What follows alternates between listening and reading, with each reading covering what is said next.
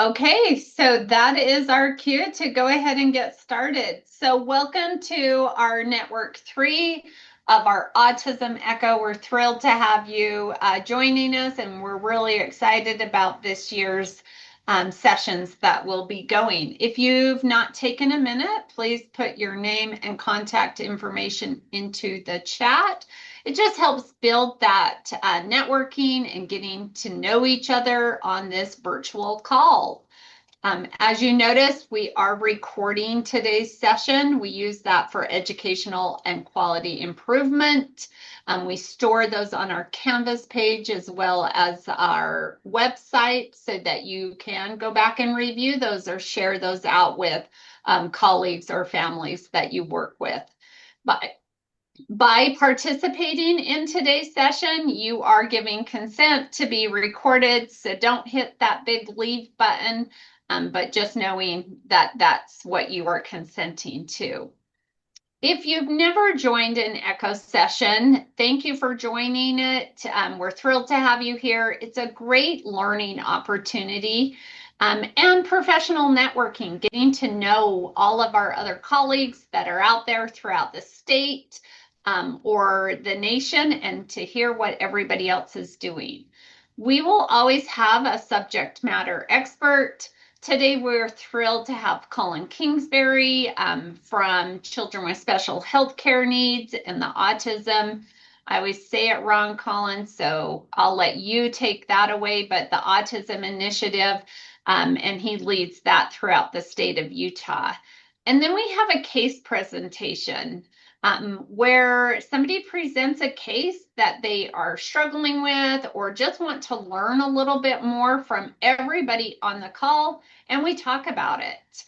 It's a great way to build that professional networking and learn from each other because everybody on the call has such great information and knowledge and expertise, and it's just a way to share that.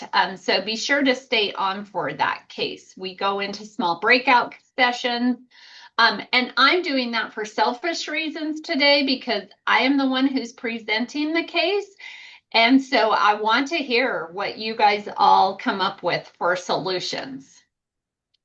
We love that interactive participation. So if you have a question or a comment or anything that you feel like you want to share, please use the chat feature or raise your hand.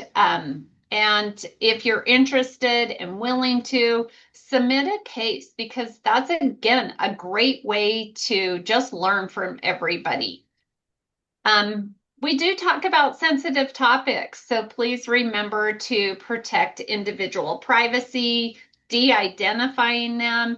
If you have any questions about what that means, you can reach out to one of our amazing hub members that has an asterisk or now will have an asterisk in front of their name to make them easier to find in chat. If you'll take a minute to rename your profile, again, it just helps us know where we are all located. Like I'm up here at the Institute for Disability Research Policy and Practice in Northern Utah. Jennifer and I were just talking, UVU has started. USU has not started classes yet, but we have freshmen wandering around our campus today. So again, it just gets us to know where we're all from. Raising your hand in the reaction feature. If you want to do that, here is the steps. And then just remember some session etiquette. Raise your hand or use the chat feature. Introduce yourself. Keep your questions brief and on topic.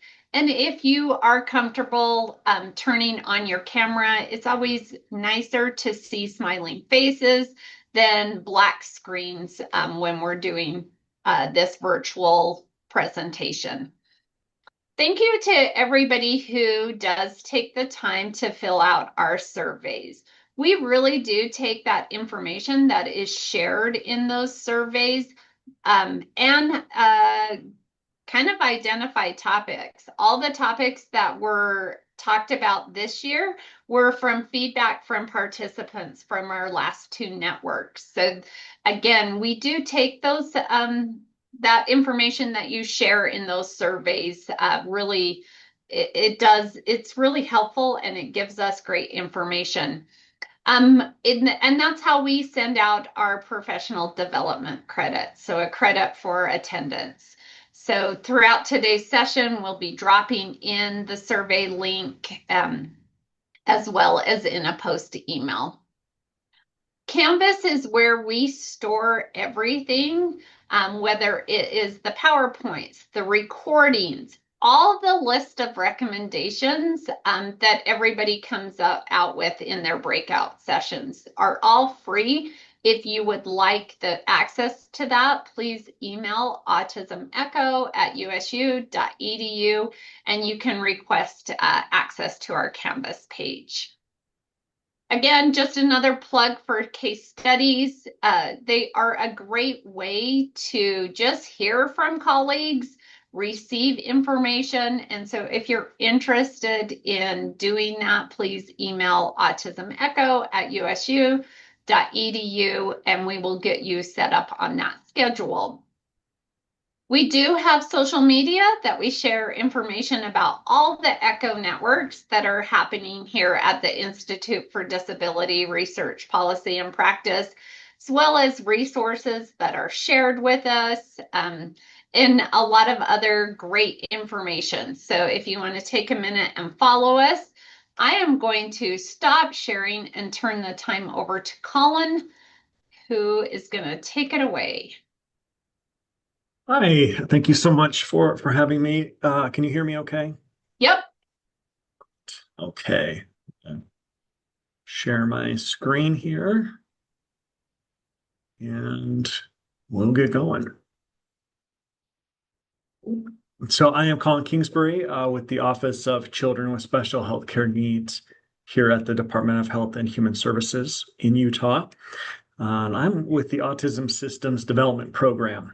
There's my phone number and email. You're welcome to reach out to me at any time if you have any questions about the presentation. So the mission of the Autism Systems Development Program is to advance, educate, and empower the lives of individuals affected by autism in Utah. We do this by monitoring occurrence. So how frequent is autism in our community? We want to reduce the age of first diagnosis, facilitate research, and provide education and outreach. The aim of our session today is to provide an overview of autism in early childhood with a focus on strength-based perspectives, early identification, and the importance of partnering with families. So just to kind of jump right in, so what are some key characteristics of autism in young children? We're going to look at a couple areas here. This is the boring part of the presentation. I put this first since y'all are still kind of focused up.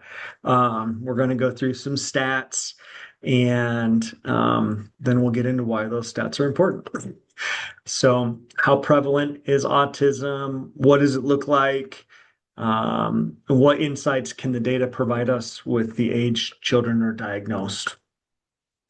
So in Utah, 2.7 or 1 in 37 8-year-old children are on the autism spectrum. That's our latest estimate. Autism estimates, as most people know, have increased pretty steadily over the last 2 decades.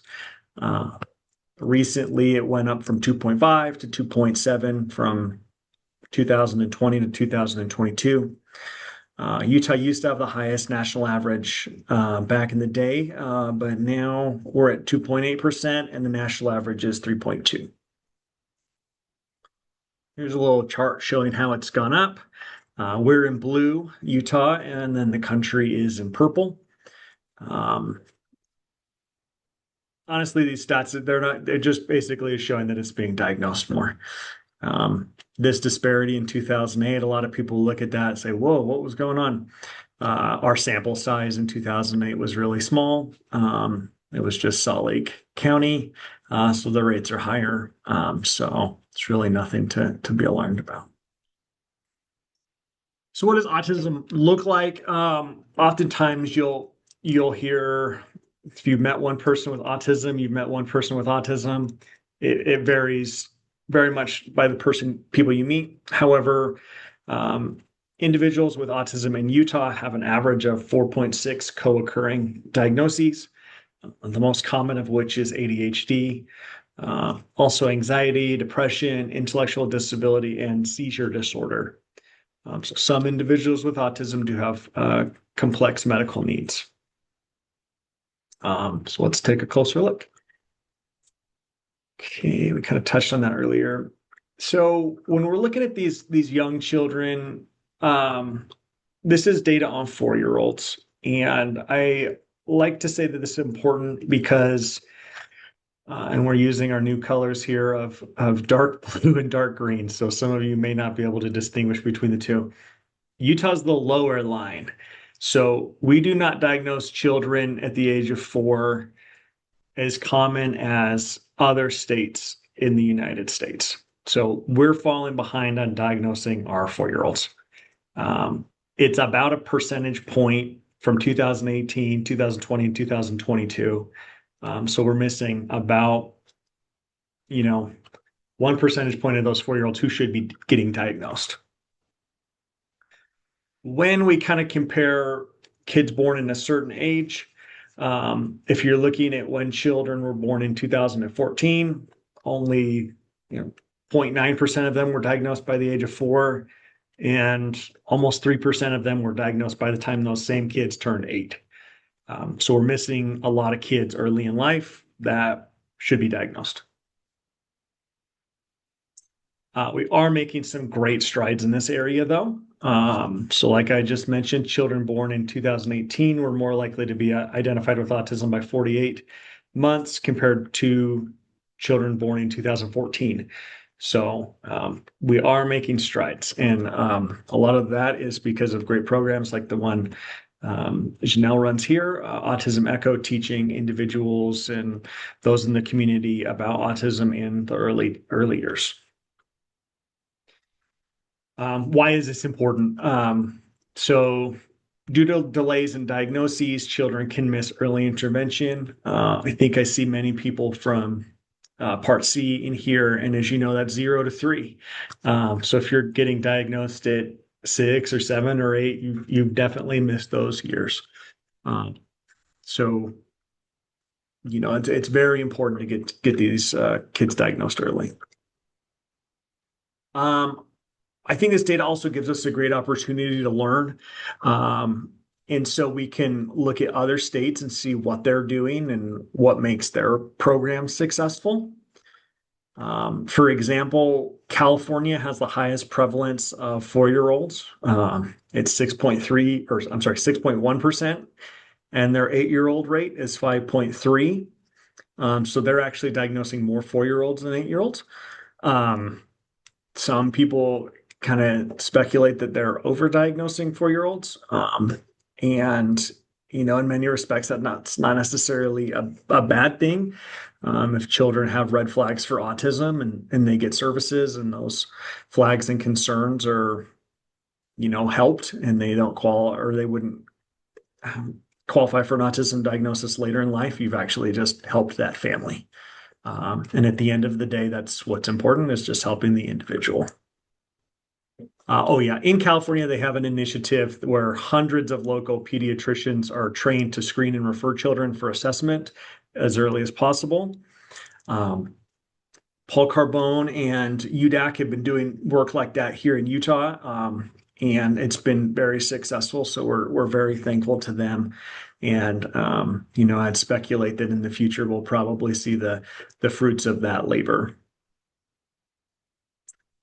Okay, so what I want to give you all here today is the ability to kind of see some of these red flags for autism, show you an autism screener, and then we'll have some more data that shows if children who are screened for autism are diagnosed at an earlier age. That kind of goes like, yeah, that makes sense that children who are screened should be diagnosed earlier, but it's always important to have data to show that it's true. And then we'll go over some examples of some providers who chose not to refer kids for autism and what that can look like. So some signs and symptoms of autism are social communication and interaction skills, also with that restricted or repetitive behaviors or interests. And then there's some other characteristics as well. It's always important to note that children with autism don't have all of these.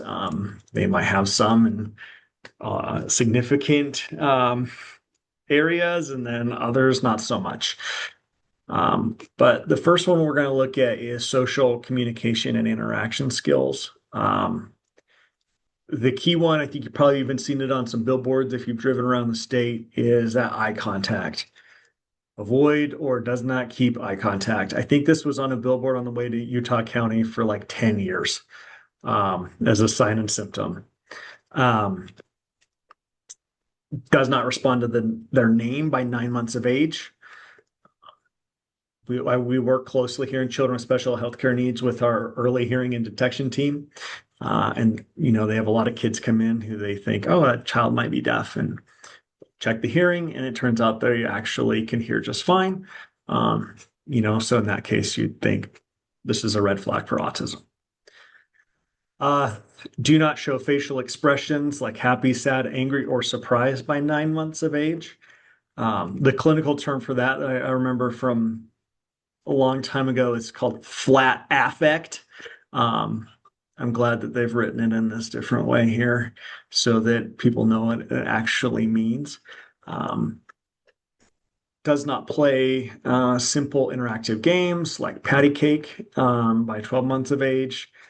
And then oftentimes, not waving goodbye.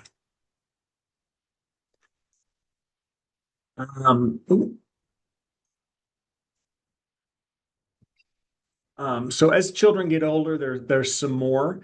So the child might not notice when they're hurt or upset by age 24 months. I know there's a couple autism moms on the call here, and that rings true to them. Also does not notice other children or join them by 36 months of age. This can be referred to as parallel play. So you'll see the child playing by themselves and not with the group. And then does not pretend to be something else like a teacher or a superhero by 48 months. Now we'll look at the restrictive or repetitive behaviors or interests. This one rings very true in my family member with autism. They have a very regimented schedule, and he loves to line up his Legos. So lines up toys with other objects and gets upset when the order is changed. I like to tell this story of, once my nephew with autism was staying at my house, and he'd line all his Legos up perfectly. They have to be perfectly straight. And one morning I stepped on the Garmadon Lego. If you know Lego Ninjago, you'll know Garmadon. And this was extremely painful. Wasn't worried about me. He was couldn't believe that I had messed up his line of Legos as I was bleeding out of my foot. So, he really likes to have those things lined up. Plays with the same toys in every way, or is focused on parts of an object like a wheel. Okay. Some other examples are getting upset by minor changes, having obsessive interests, following certain routines. And then we have kind of the sensory one of flapping hands or rocking body or spinning in a circle. Some of these other characteristics, and this one's just kind of the third category, but it's also super important. We have those delayed language skills, delayed movement skills, delayed cognitive or learning skills, hyperactivity, and then epilepsy or seizure disorder. Also unusual eating or sleeping habits, staying up very late into the night, sleeping late into the day, gastrointestinal issues, for example, constipation, anxiety, stress, or excessive worry. And also lack of fear, which is when you have someone in your family that you love with autism and they have a lack of fear, that's very scary. So lack of fear for them and a lot of fear for you if you're their caregiver. How many of these red flags do you remember? I'm not going to put anybody on the spot, but if anybody did want to jump in, go right ahead. Colleen, do you remember any? How many do you want me to list? Just Kidding. No, one. yeah. Just one's fine. Impulsive behavior. Yeah, great one. All right. So I think the thing is that's a lot of stuff to remember. There is a lot of red flags. And the point isn't for you to become like toe walking. Yeah, toe walking. The point isn't for you guys to become a diagnostician or go out and think that you need to be able to diagnose a kid with autism. So what I do want to show you is an example of an autism screener. This is called the MChat RF. This has been around forever. I'm going to show you this one because the creator was so kind to put this out and allow people to use this. Not all tests and screeners are just out in the public like that. A lot of them are kept private and are money-making tools. And so I just want to say thankful to the developers of this for allowing this to be out in the community. This is available on several websites. I think there's like mchat.org where people can use it. So it's available for free. So the primary goal of the MChat R is to maximize sensitivity, meaning to detect as many cases of autism as possible. So not all children who score at risk will be diagnosed with autism. What does that mean? That means that hopefully more children screen at risk for autism than are diagnosed. They want to catch more than in lieu of missing a child who has autism that might not score as at risk on the test. There is a follow-up portion. This follow-up portion allows the test to be more accurate. And yeah, there's also mchatscreen.com. It's a very short screener. It's only 20 minutes and they're all yes or no questions. I'm sorry, it's only 20 questions and they're all yes or no. On average, it takes about 2 minutes. It can take a little longer, kind of depending on if the parent needs to think about how they want to answer. All items except for number 2, 5, and 12, the response no indicates a risk for autism. And then 2, 5, and 12, yes indicates risk for autism. The scoring here is pretty simple. If the child scores a 0, a 1, or a 2, and they're younger than 24 months, they just get screened again at 24 months. If they never score over a 0, a 1, or a 2, no further screening is needed. Then there's kind of this in-between area of a score of 3 to 7, where you want to do that follow-up portion to make the score more accurate. If you do the follow-up and it remains a 2 or a higher, they have screened positive, and you want to refer them for evaluation. The high risk, and this one is where people get confused a lot. If they score an 8 or a higher, you do not need to do a follow-up. You just immediately refer them for an evaluation. I'm sure you can't read that because it's tiny, so we'll just take a look. And I'll just read a sampling of these. So once again, we're looking at that classic example. If you point at something across the room, does your child look at it? For example, if you point at a toy or an animal, does your child look at the toy or animal? And it's just a yes or a no. Have you ever wondered if your child might be deaf? Does your child pretend to make believe? Does your child like climbing on things? And does your child make unusual finger movements near his or her eyes? Yes, that's right, Colin. It is very holistic, and non-invasive, and that's the point of a screener like this. Does your child point with one finger to ask for something, or to get help? Pointing to a snack that's out of their reach? Does your child point to show you something that's interesting? This is kind of that theory of mind. They're wanting to show you something that interests them. Are they interested in other children? Does your child show you things by bringing them to you or holding them up to you? They want to show you something that they're excited about, and they want you to be excited about it too. Does your child respond when you call his or her name? When you smile at your child, does he or she smile back at you? Does your child get upset by everyday noises such as child scream, or a cat or babies? Does your child walk?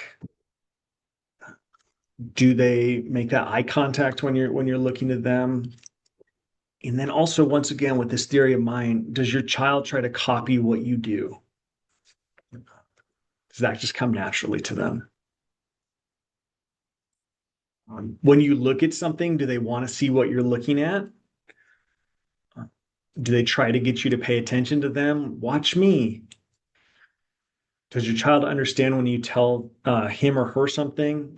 For example, if you don't point, can your child understand, put the book on the chair or bring me the blanket? If something new happens, does your child look at your face to see how you feel about it? This is a new experience. How's mom or dad reacting? Should I be worried? Should I be happy? What's going on? And does your child like movement activities, being swung or bounced on your knee? So we've looked at this screener. It's just one of many screeners. There are a lot of great screeners out there.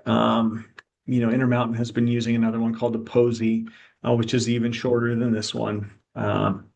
So, I'm not a screener absolutist. There's a lot out there and they're all great.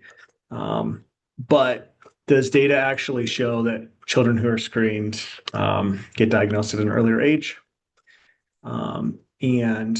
Once again, thank you to Dr. Carbone and his group here. I'm going to pull out Teresa Gabrielson as well, who presented our last echo cycle, and give you a homework to go and watch those presentations if you haven't already. But they did a 2020 study that found that 73% of children in their system were screened for autism. Family physicians were less likely to screen for autism than pediatricians. Most physicians did not complete the follow-up portion of the MCHAT. Nearly half of physicians did not refer a screened positive child for an autism evaluation. And screened positive children were diagnosed 10 months earlier than children who were not screened, and 12 months earlier than children who screened negative. That's a lot. So there's a lot there. So one, it does show that children who are screened are diagnosed earlier, which is great.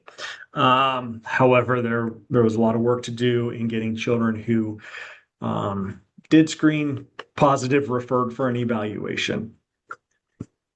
One of the Before you go on, sorry, will you just respond? Sorry. Respond to this. Some of the red flags sound similar to ADHD. How do you tell the difference? Yeah, I would say that would be the job of the clinician. There's clinicians out there. So a lot of times and Colleen, and I know we have some care coordinators on the call if you guys want to jump in on this one as well, but a lot of times when a family will call in and they'll say, I need to get my child evaluated for autism, they'll think that the evaluation provider is just going to look for autism. And they'll say, oh, nope, they don't have autism, or yes, they do, and there's nothing else associated with that. But a good clinician, part of that evaluation, they'll also be looking at ADHD. So they'll be able to say, no, your child does not meet the criteria for autism, but they do have ADHD, so they can give that diagnosis. or in many cases, they can give the dual diagnosis. My nephew, who I mentioned earlier, he has autism and ADHD. I have a friend who, had their child, they were just diagnosed with ADHD and not autism. So the clinician is the one, when they go in for that comprehensive evaluation to make that determination. Yes, and that's right. The screener is just to say you've screened at risk for autism. Now it's time to go to the professional. And they had all that schooling and they do it for a living and they see kids all the time. So and then they have a number of other standardized tests that they'll do. And those can help determine that as well. Okay. Which is a perfect segue to know where to refer. So I've given you some information on red flags for autism, why it's important to get children diagnosed earlier. But what do you do? If a family contacts you, if you're a care coordinator or if you're a parent and you think, okay, we need to figure this out. Is it autism? Is it ADHD? Well, at Children with Special Healthcare Needs, we have a list of autism providers. We keep this as up to date or as possible. This is an old snapshot, so that wasn't last updated in 2024. We try to update this once a month. This is a very simple tool for parents or someone helping a parent find an evaluation to use. It has who the provider is, the insurances they take, where they're located, the ages they serve. And so it can help a parent find a provider quickly. I do always like that saying that a provider is like a pair of shoes. Just because they fit for somebody doesn't mean they're going to fit for you. So it's important to kind of look around and see, will this provider work for me?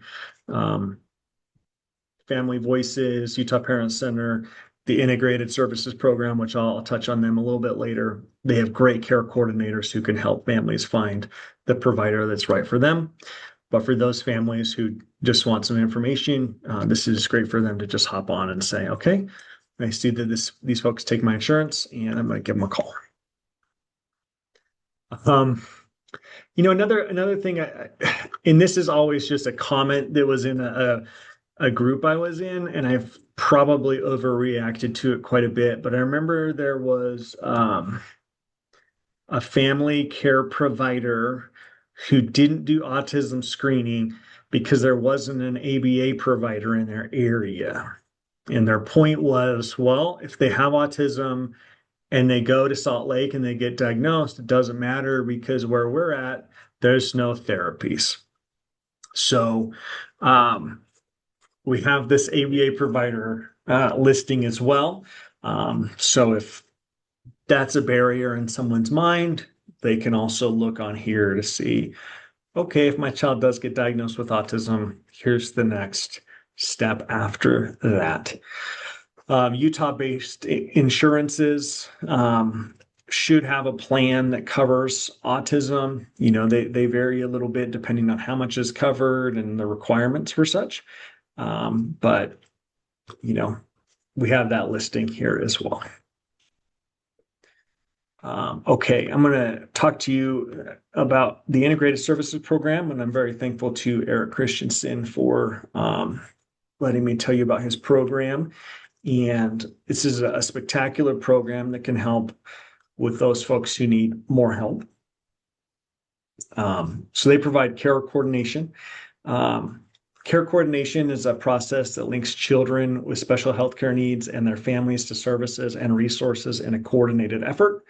And that's to maximize the potential of children and provide them with optimal healthcare.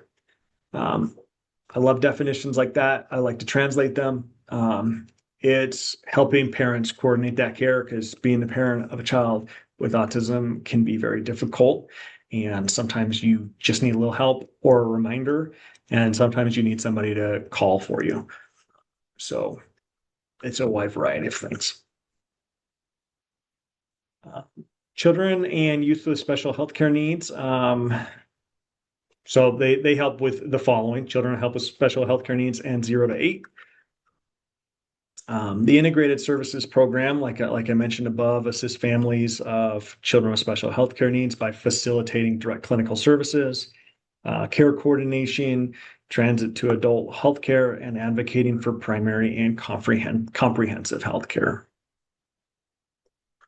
Here are their flyers with their contact information, their email, and their phone number. They have these in English and Spanish.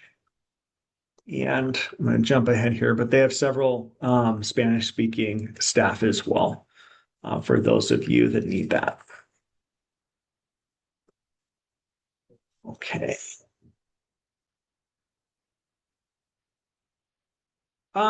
Yeah, to respond to this comment here. So basically, care coordination is a link from a parent to a certain specialist depending on the child's needs.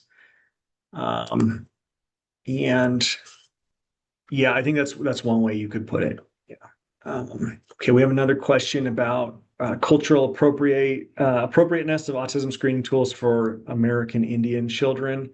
That has been a topic of discussion in the past. You know, I think my response as always would be an autism screener is just that. You know, so I don't know that it's ever been used on an American Indian population to see if it's still valid. It may or may not be. But, you know, once again, if there's any of those concerns, you know, kind of with the extensive testing that is done now, it should be validated cross-culturally for the actual provider. And there are providers all throughout the state that serve different populations. You know, so I think finding a provider that's right for that family would be helpful there. While we have this presentation up, there's many of Eric's team around the state, including Southeast and Tri-County and San Juan County, who I'm sure are more familiar with helping that population than I am. So I'll give a shout out to Integrated Services team there.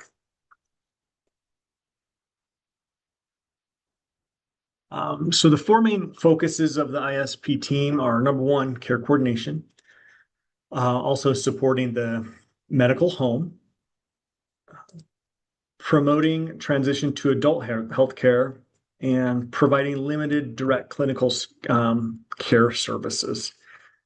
I don't have a slide for this, but I do want to say that the integrated services team does do that direct care, clinical care, to help folks get diagnosed. It's an absolute lifesaver for a lot of folks.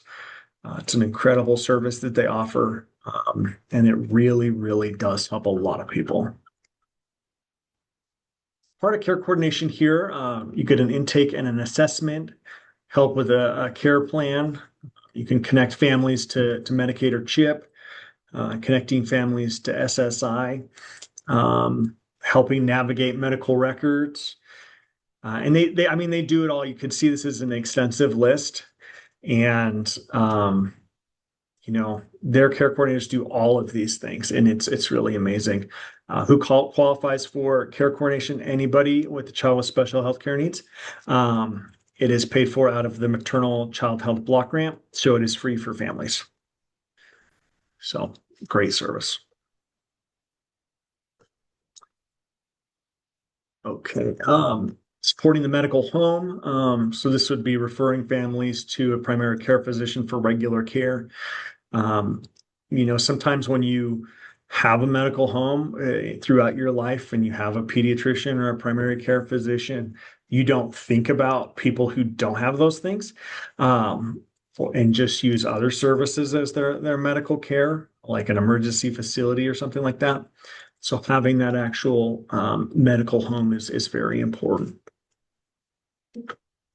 Colin, there is a question about who qualifies for this care coordination. Yeah, great question. So the age limit, you know, I believe it's supposed to be up to 22. I know that there are individuals over 22 with care coordination needs that they are probably likely to help. But yeah, so it would be, children, youth, and teens, up until that age of adulthood. And like I said, anybody can call in and get those services. They are free for the family.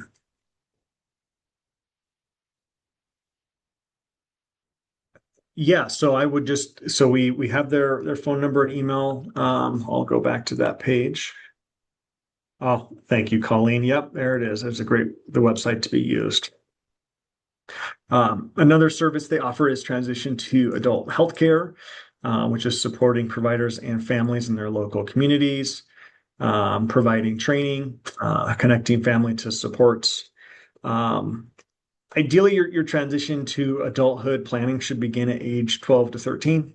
And that can be a process with the family and their school, and thinking about, what are our educational goals as our child gets older? Is college right for them, technical school, or are we just kind of thinking about what are they going to do as an adult? Are they going to live at home? Are they going to live in a group home? There's a wide variety there.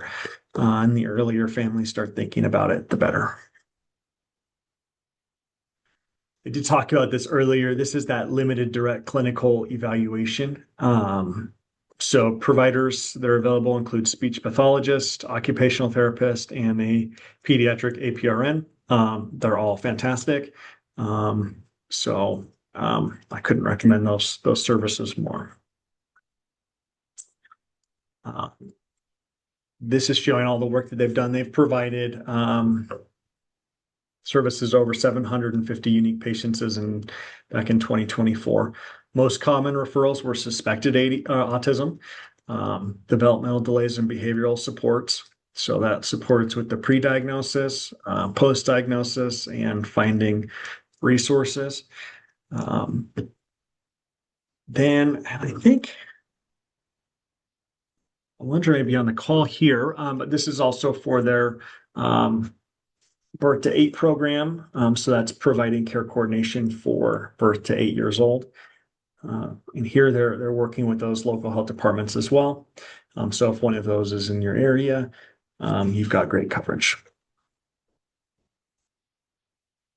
Okay, here's their contact information. And this will all be in the slides, which should be available for everyone. Okay, so I guess the point here is that there's no wrong door. You can call any of these services and they can get you set into the right place. Children with special healthcare needs, I think the unique thing about our office is we've all worked here for a long time. We know each other and we know the services that everybody offers. So just getting in touch with children with special healthcare needs, we can get you linked up to the right folks to help you or the family you're helping get into the right situation. So whether that's adult autism specific, 0 to 8, or just care coordination in general. Would like to add here that I think the important thing is that, whether it's CSHCN or Family Voices or the Utah Parent Center, these are programs built to work with families in a very cohesive manner. So they know families. Many of them are family members of a child with special healthcare needs in general.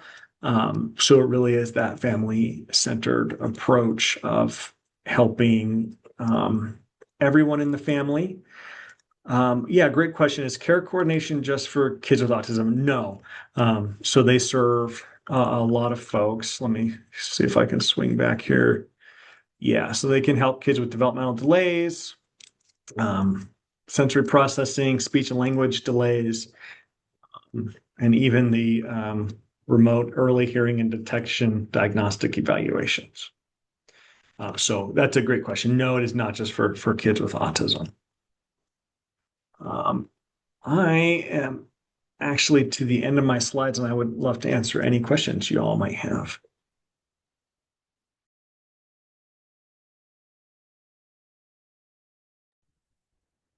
Great presentation. Thank you so much, Colin. I'll open it up to discussions. Colin also he keeps the Children with Special Healthcare Needs, Autism page really well organized and up to date as often as I think, like you said, like once a week or at least once a month. So if you've not checked that out, do that. You have a question in here. What are some common strengths of autistic individuals? Yeah, great question. I think that would just vary by individual. You know, they're all unique and different. Um, it is Utah, so we are home of Kim Peek, who the movie Rain Man was based on, who was a wonderful star we had here. He had some outstanding strengths. But just like my nephew Ty is, I would say his strength is he's really funny. He always makes me laugh. He's also extremely manipulative. I don't know if that's a strength or a deficit, but we'll mark that down as a strength. So I think they're all just different. Yeah. The other thing I'm going to put in chat for everybody is if you've not looked at Learn the Signs Accurately, CDC has a lot of free resources that also kind of help start those conversations with parents and families that get them to that next point.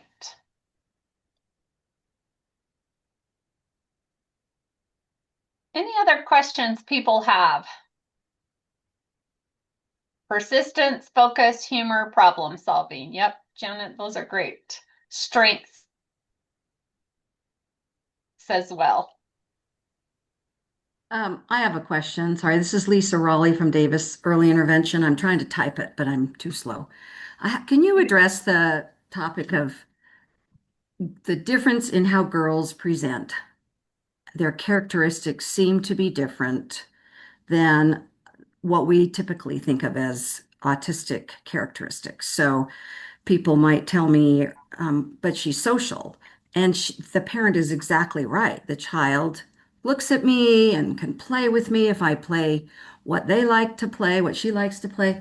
And yet, as one example, this little gal goes So welcome to outside the and picks up sticks. And that's all she wants to do. Or she runs back and forth in a little line in her kitchen. But she was not diagnosed with autism. And yet we know that girls present differently. So anyway, I just want you to address that. Thanks.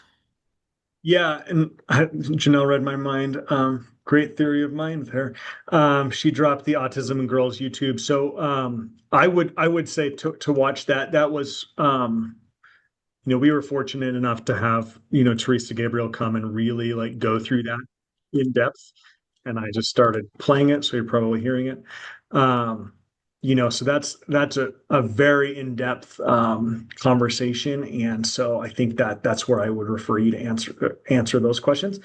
You are correct, though; it does present very differently, and it is a struggle for many of those families to get their child diagnosed accurately. Some providers are not even comfortable necessarily forming evaluations on different types of groups. So like girls with autism, they're very good at, oh, here's a 5-year-old boy who presents classic autism. I'm very comfortable with doing an evaluation for them. And then others have a very wide breadth of knowledge and are very able to diagnose autism in girls. I think one thing that Teresa's kind of mentioned is, and you'll see this in her presentation, is what they call pink flags and things to look through. So just once again, a referral to watch that. Okay, we have a question here: how to express to a parent my concerns about autism in a gentle way. Many parents are trying to avoid the fact that their child could have problem, and there is no chance of getting them a test.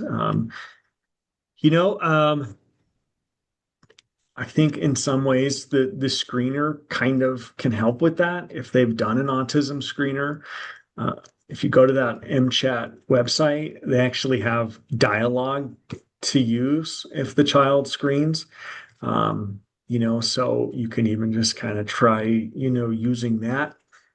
Um, that this is a great question because this is a topic that comes up in many different groups that I'm a part of. Um, Autism, it's just how their brain works. It works a little different. Um, there's a lot of folks with autism who, when they grow up, you're not even going to know that they have autism. They're able to be perfectly exceptional members of society. So it's not like it used to be.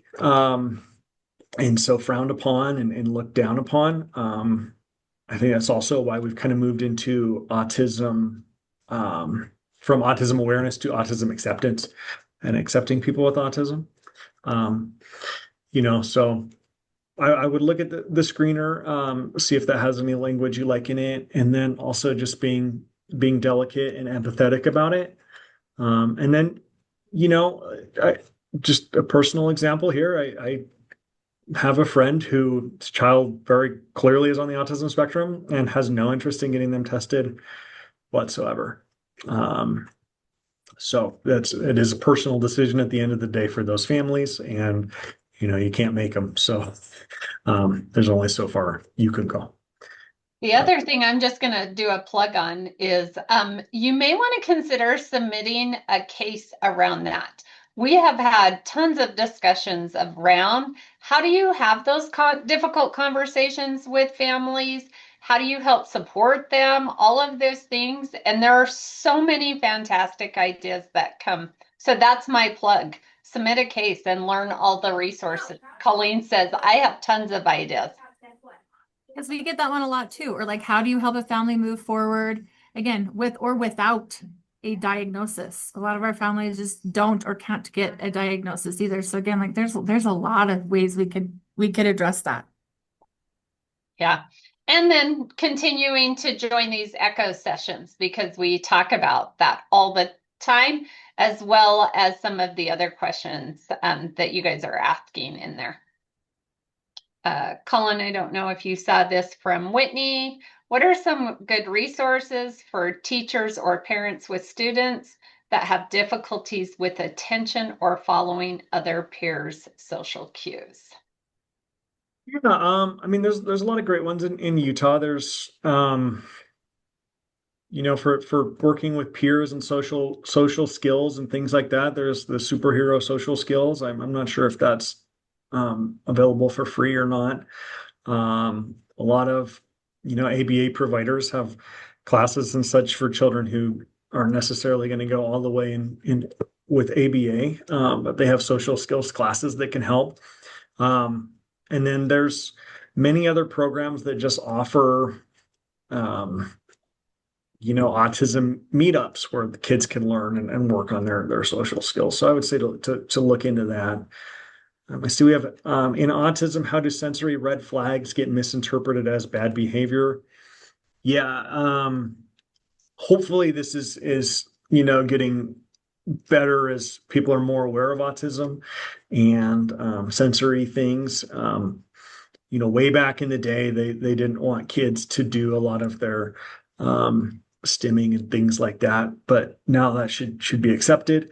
And the general thought is to never stop a child from doing the stimming behavior.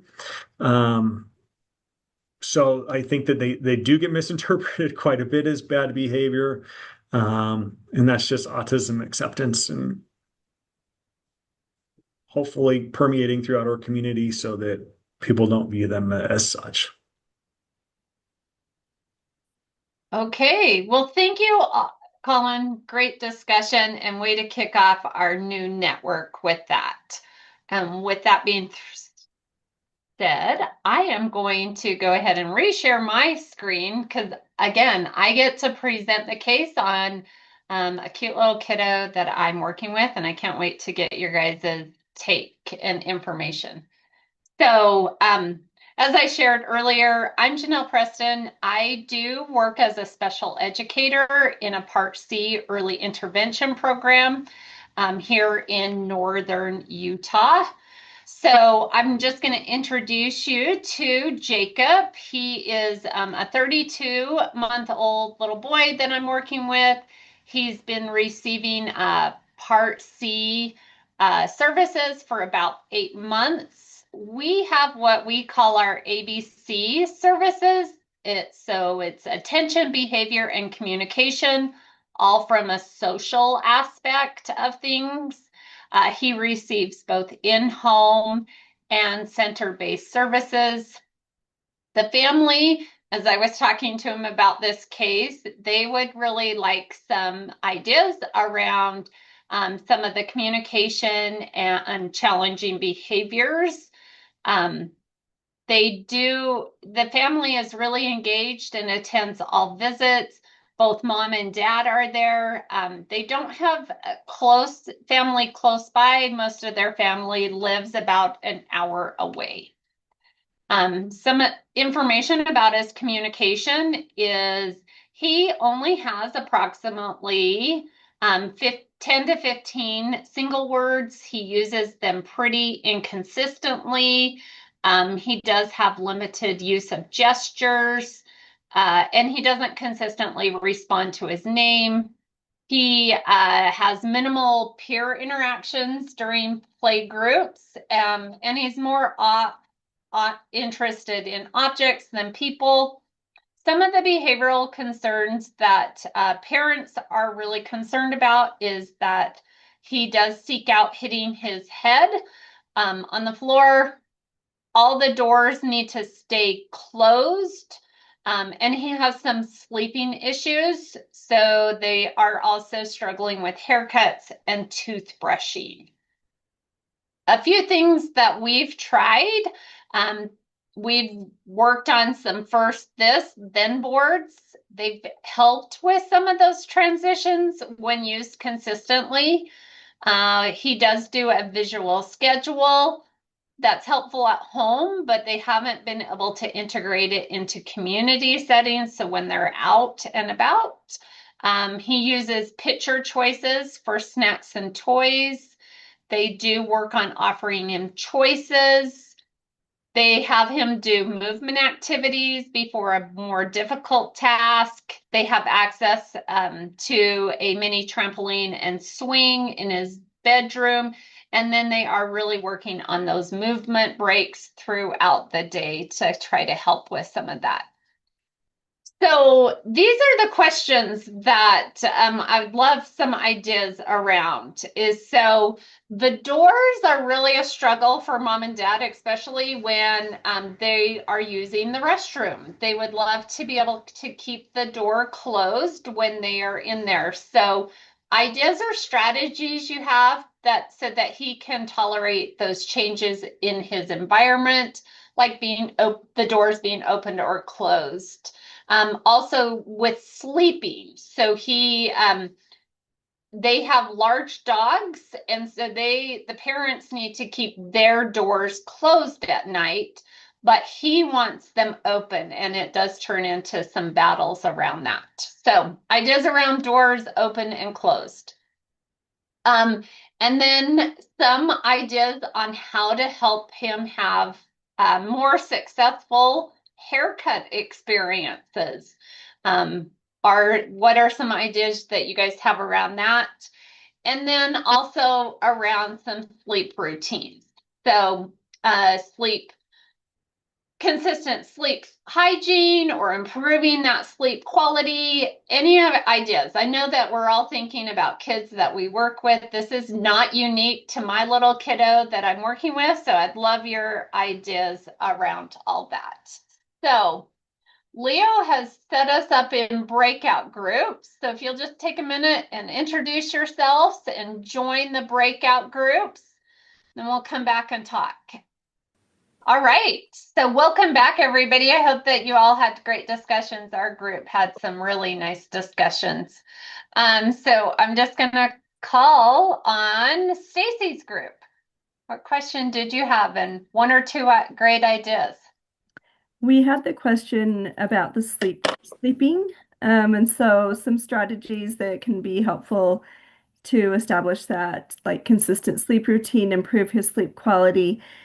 A lot of our suggestions and discussion kind of evolved around making sure that they are establishing routines, that there is some consistency with what that routine looks like, and making sure the physical environment is comfortable for him. Um, those types of things are Great really what research. we focused on. Wonderful. Colleen, how about your group? Yeah, so we kind of thought we might have the easy one, but it really did go into some great discussion. It was, what are some approaches that you have used to help make haircuts more positive experience?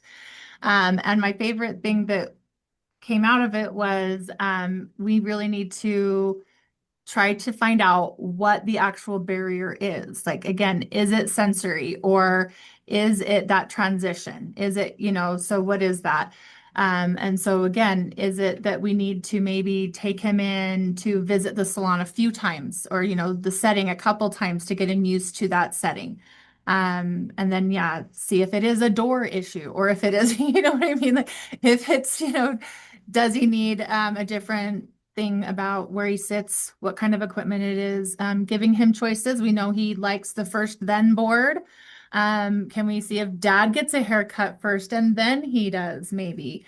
Or if it is more sensory, there we had a lot of great ideas about, letting him get used to holding the clippers or choosing the comb, choosing the colors of the items that get used, using pictures, other picture schedules, getting new or preferred things for him to have or to hold in his hand.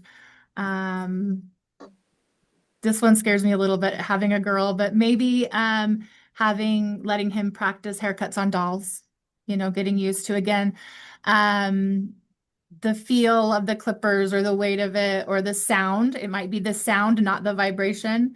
Things like that. Another one I liked was early appointments. Maybe there's not as many people or smells haven't permeated the setting yet, if it's a smell thing. So yeah, we had a lot of great ideas, really, to be honest. Another one that I think was the best idea was making sure that the person who is doing it is aware and just really kind of more, neurodivergent affirming and understands the situation that you're going into. Wonderful ideas. I love all of those. Okay, Jennifer, how about your group? So we had the question about the doors being opened, and we talked a lot about finding out, like, is there a reason, was there a traumatic event that kind of led to not wanting the door to be opened or closed with that?